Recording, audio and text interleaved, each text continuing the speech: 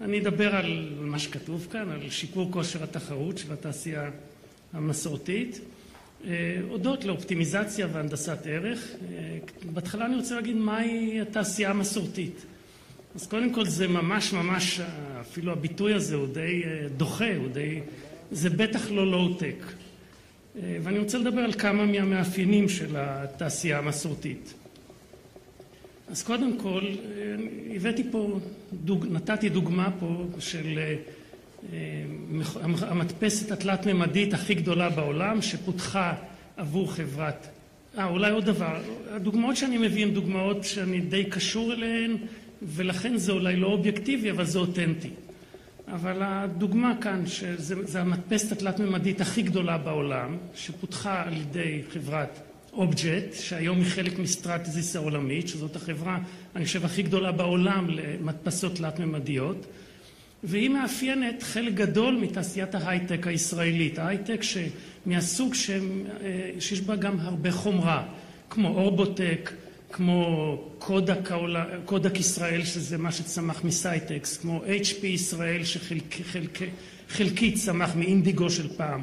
זה מערכות שיש בהן מכניקה ואלקטרוניקה ובקרה ותוכנה ופיזיקה וכימיה. אלה המערכות.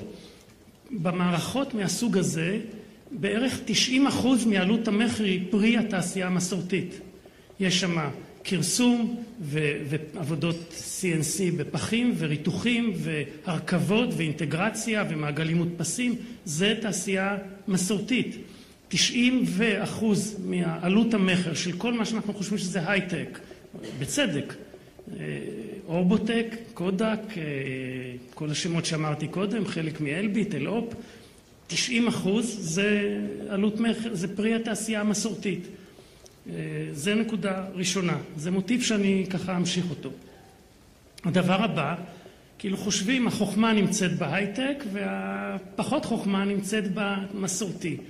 לקחתי פה דוגמה מתוך אשות אשקלון. אשות אשקלון זאת חברה ממשלתית, אפילו ציבורית, עם כל המורכבות שלה.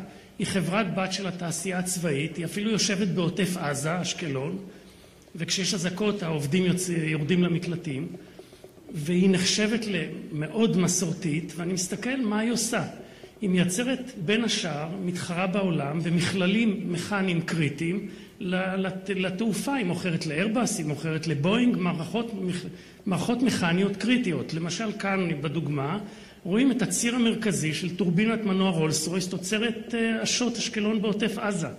אם אני מסתכל כמה הרבה ידע יש בזה, של מטלורגיה, של עיבוד שבבי, של עיבוד אחר, של הבטחת איכות, של גימורים, יש פה אין סוף. אם נעשה איזושהי בדיקה כמה ידע צבור שם באשות אשקלון, ונשווה אותו נניח לחברת תוכנה שנמצאת במשרד יפה ובטוב שכך, בהרצליה פיתוח שעוסקת באיזושהי אפליקציה לאייפון, אין מה להשוות את כמות הידע שיש כאן בשביל לקבל משהו מבואינג עבור 787 עתידי או איירבס 380, ובסוף להוציא להם את המערכת הזאת ואפילו ישירות ללקוחות שלהם ולא עבורם, אפרופו הבטחת האיכות. כך שגם כמות הידע היא מאוד רבה. דבר נוסף, אם אני מסתכל על, יש גם בהרבה מקרים שהמוצר הוא לכאורה פשוט, אבל מה שעומד אחריו זה אקסטרים מבחינה טכנולוגית. נתתי פה בתור דוגמה, ביקשתי מיסקר, את הסימה של איסקר, את הטיפים האלה שאיתם עושים עיבוד שבבי, ומבט על ככה של המפעל בתפן. אז הסימה הקטנה הזאת היא לכאורה המוצר הכי פשוט שיש. אז א', יש בו עשרות שנות מחקר וגם מצטבר וגם קלנדרי, ולא סתם הסימות של איסקר הם אלה שמורידות את השבבים, למשל במנועים של BMW, במנועים של מרצדס, בגירים של שתי החברות שאמרתי, בטויוטה.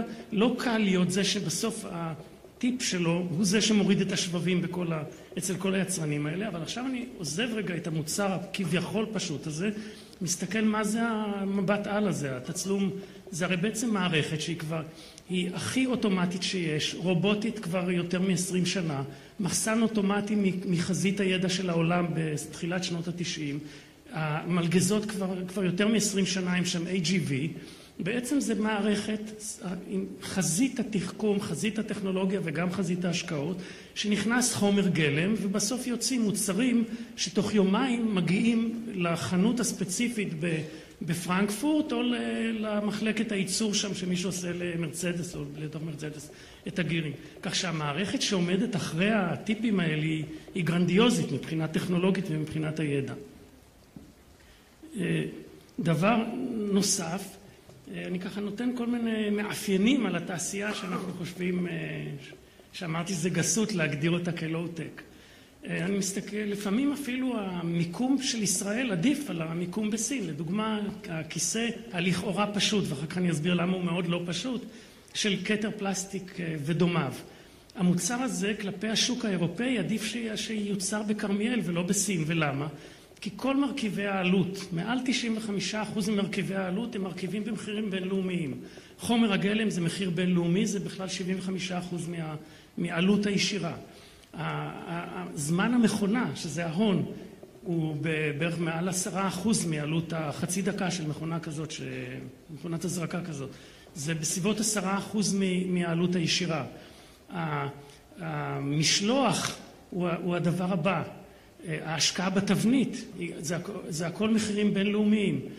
כוח האדם הישיר, שבמקרה של הכיסא הזה במקסימום זה חצי דקה של מישהו שעומד ליד המכונה, וגם זה לא צריך, כי יש שם רובוטיקה, זה פחות מ1%. אז אם המרכיב הישראלי היחיד הוא פחות מ1%, מה זה משנה אם הוא משכורת ישראלית, אפילו צריכה להיות מכובדת לעובד ייצור, או 0 בסין וכדומה. זה זניח, זה 1%, זה 1/7 מהמשלוח. עדיף שהמשלוח הוא מחיפה לאיטליה מאשר מסין לאיטליה, לשוק לדוגמה. כך שהנה מוצר, שרוב האנשים חושבים, טוב, כיסא מפלסטיק זה ברור סיני, זה ממש לא כך. ועכשיו אני אדבר עד כמה המוצר הזה הוא חכם. דרך אגב, כשהייתי בכתר פלסטיק זה המוצר שכך הכרתי את המדען הראשי, ועליו קיבלנו מהמדען הראשי תמיכה בתקופה של פרייריך, דוקטור פרייריך וארליך, שהיה מדען ראשי. זו הייתה, נדמה לי, התמיכה הראשונה של לשכת המדען הראשי בתעשייה מסורתית כתר פלסטיק. עכשיו אני מסתכל מה זה המוצר הזה. הרי השוק הוא שוק, זה הרי עקומות ביקוש ורטיקליות.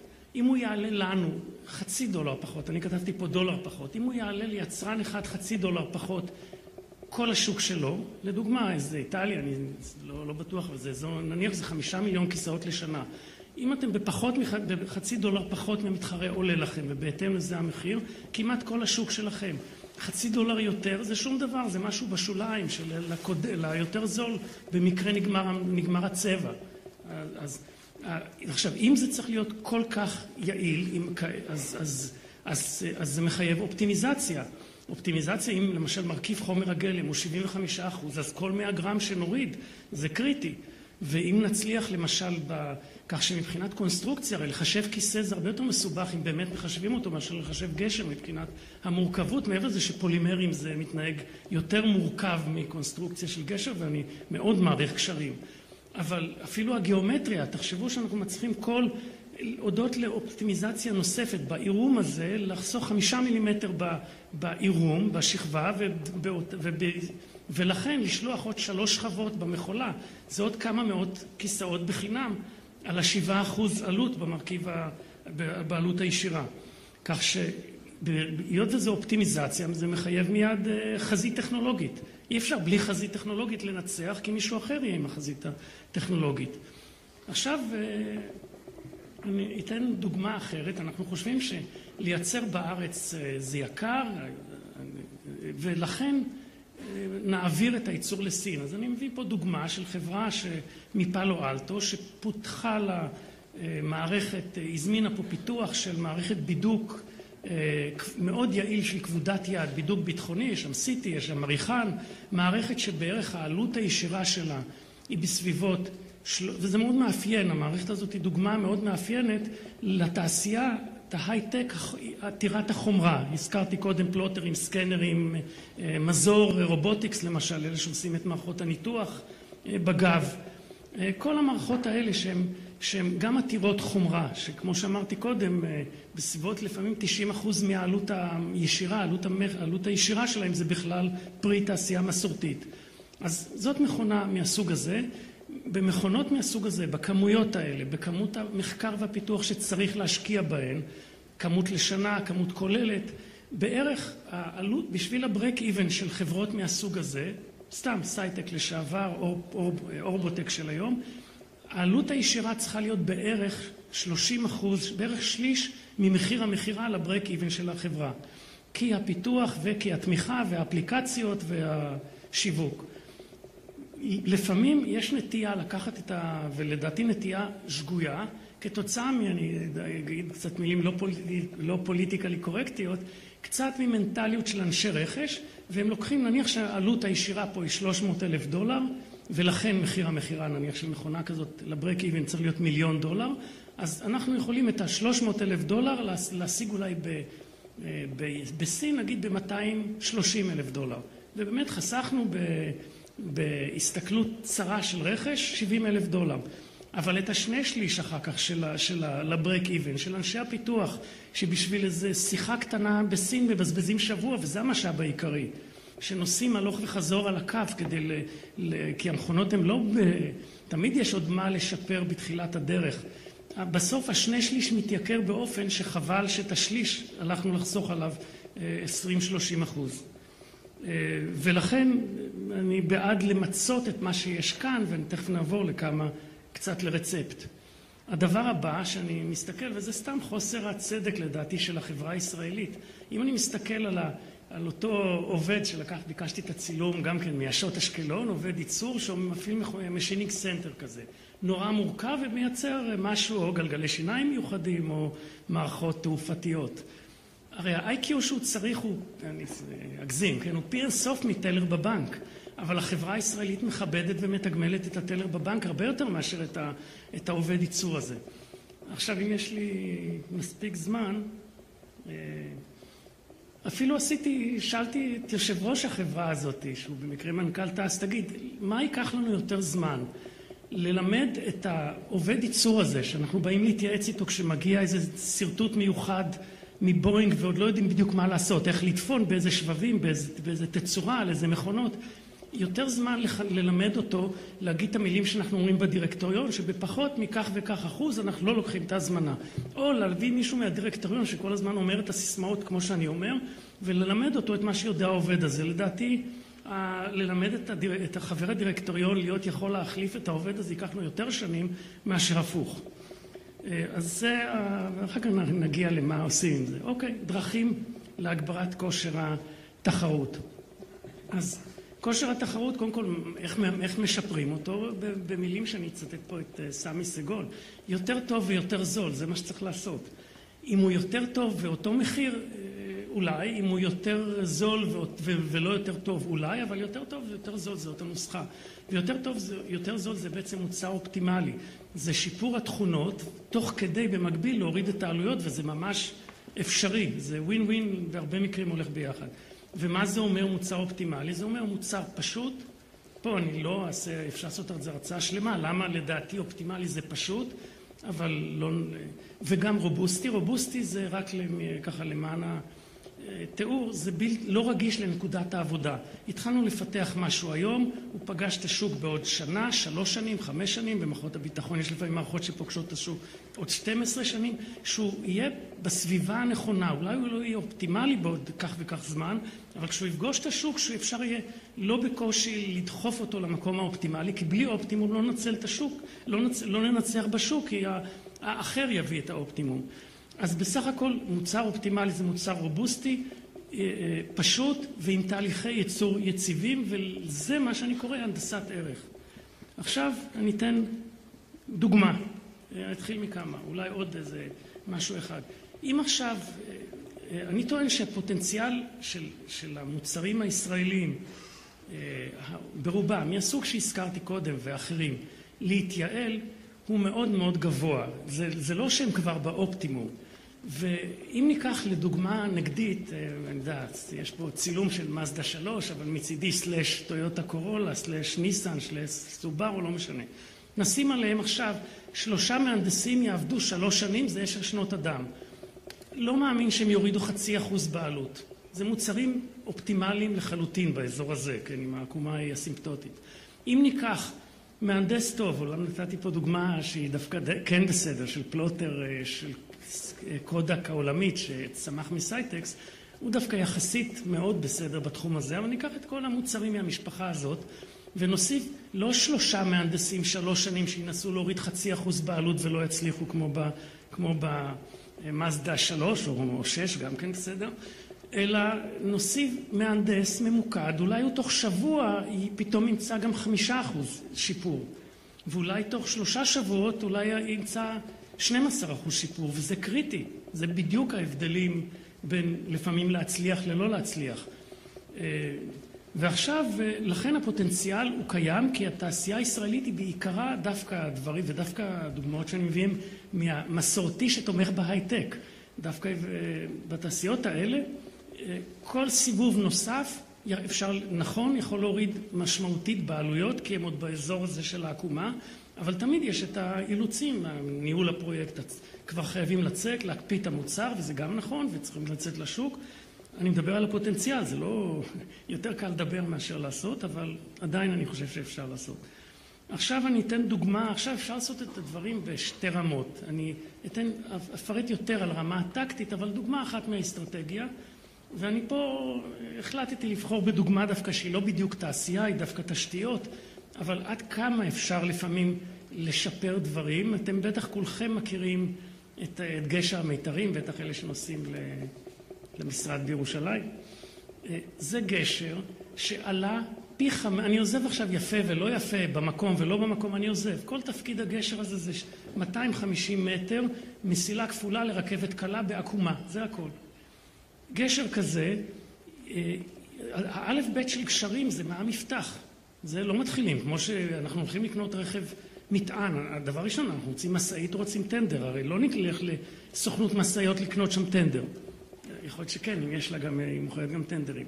האלף בית של גשר זה המפתח, הגשר הזה עשו לו מפתח פי 3 ממה שצריך, כי שם בדיוק אפשר להציב שם 2 עמודי ביניים, והגשר הזה היה עולה 5. הנדסת ערך ברמה של שיחה ברמזור. סלח לי אדוני, אני צריך לבנות גשר, אוקיי, תעשה את המפתח מינימלי. הגשר הזה, יש שם מקום, היה ל2 עמודי ביניים, היה עולה 50 מיליון שקל גג, במקום 250 מיליארד שקל. אז זו דוגמה ברמה האסטרטגית, אבל אני עכשיו רוצה לעבור לדוגמאות יותר, זאת אומרת שיש פוטנציאל לשיפור מוצרים.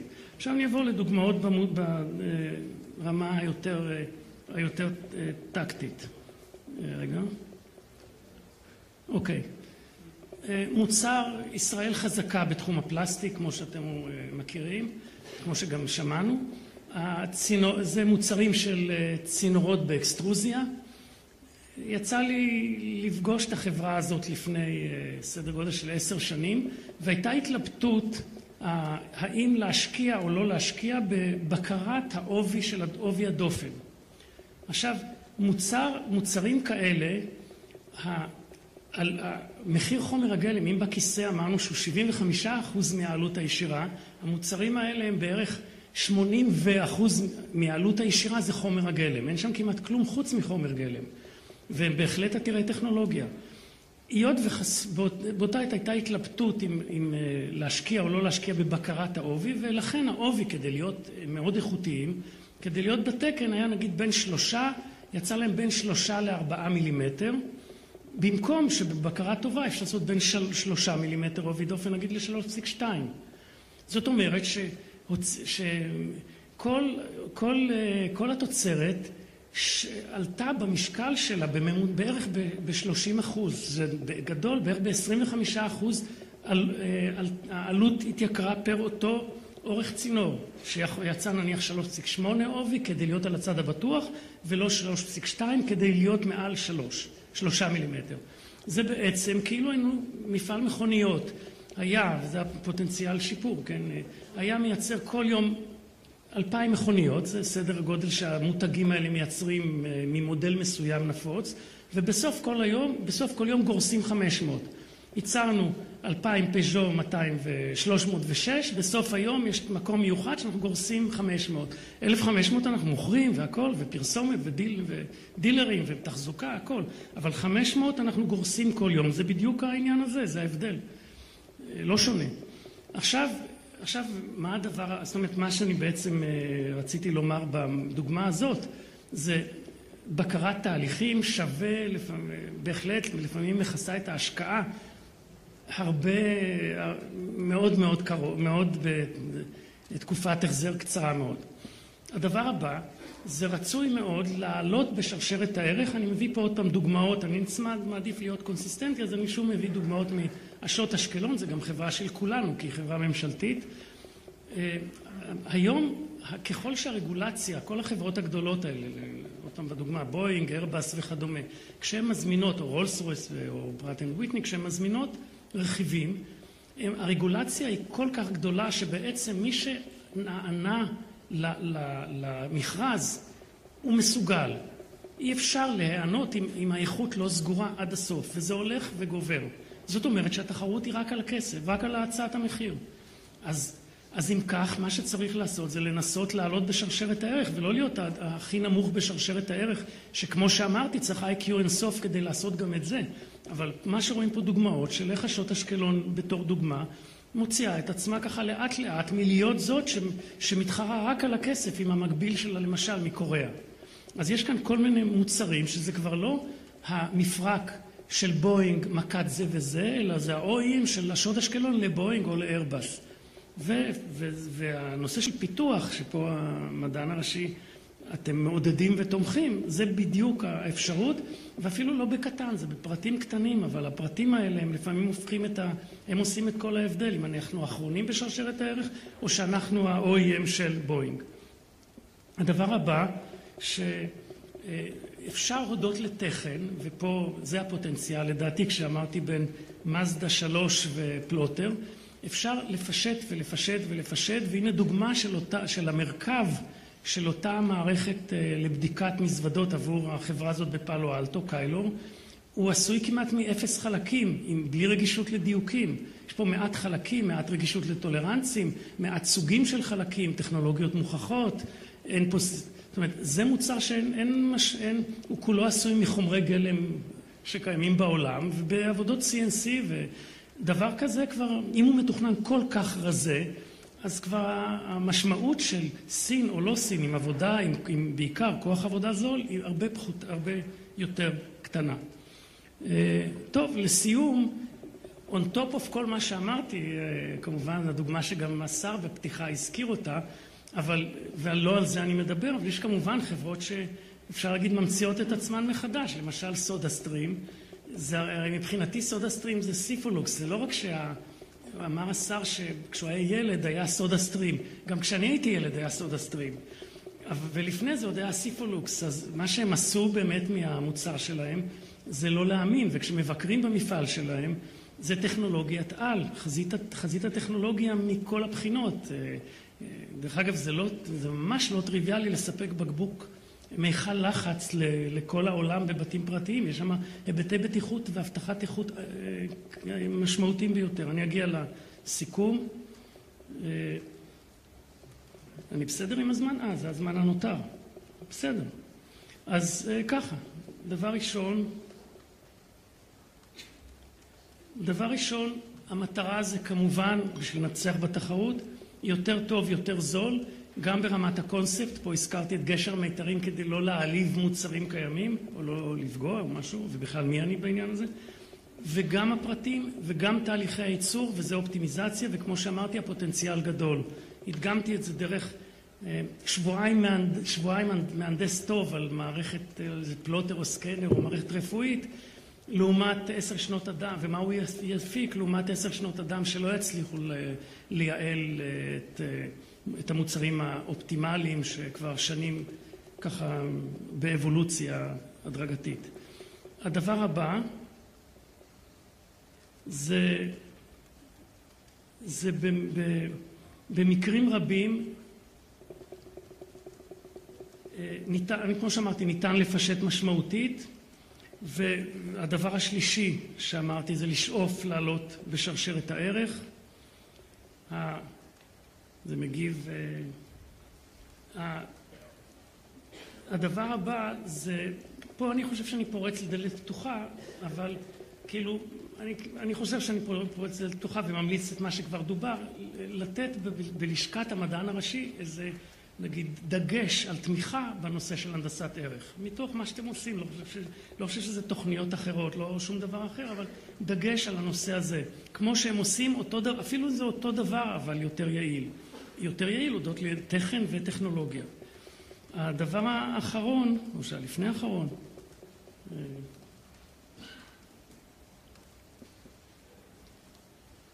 זה לפעול, כמו שדיברנו, על ה-IQ של העובד הייצור, לפעול למיצוב של המקצועות הטכנולוגיים. זה משהו כזה סיסמה גרנדיוזית, אבל איכשהו שהם יתחילו להיחשב למשהו שהוא באמת קשה, הוא באמת מורכב, יש כל הרמות. טוב, אני לא חושב שאני צריך על זה יותר מדי חינוך טכנולוגי, וזה כבר הכל נאמר. נדמה לי שזהו, אז גם מבחינתי אפילו היינו יעילים בהרצאה.